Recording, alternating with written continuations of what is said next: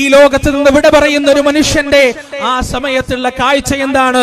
റസൂലുള്ളാഹി സ്വല്ലല്ലാഹു അലൈഹി വസല്ലം പറയുന്നു, കണ്ണെത്താ ദൂരത്തോളം അല്ലാഹുവിന്റെ റഹ്മത്തിന്റെ മലക്കുകൾ ആ മനുഷ്യന്റെ മുന്നിൽ അങ്ങനെ നിരന്നു നിൽക്കുമെന്നാണ്. ആ മലക്കുകളുടെ കയ്യിൽ എന്താണ് ഉണ്ടാവുക? മഅഹും കഫനും മിൻ അക്ഫാനിൽ ജന്ന വഹനൂതും മിൻ ഹനൂതിൽ ജന്ന.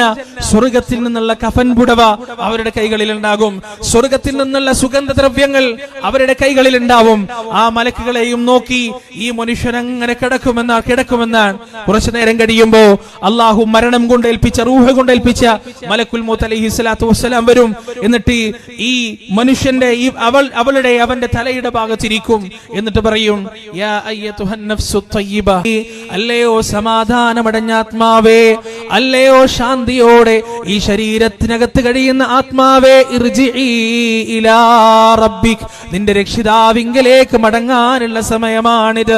റാദിയതം മർദിയ, എപ്രകാരം ആ രക്ഷിതാവ് നിന്നെ കുറിച്ച് തൃപ്തിപ്പെട്ടിരിക്കുകയാണ്, ആ രക്ഷിതാവിനെ കുറിച്ച് നീയും തൃപ്തിപ്പെട്ടിരിക്കുകയാണ്. ഫദ്ഖുലി ഫീ ഇബാദി, മുൻകാലത്ത് കഴിഞ്ഞുപോയ എന്റെ സദ്വൃത്തരായ ദാസന്മാരെവിടേക്കാണോ പോയത് അവിടേക്ക് മടങ്ങാനുള്ള സമയമാണ്.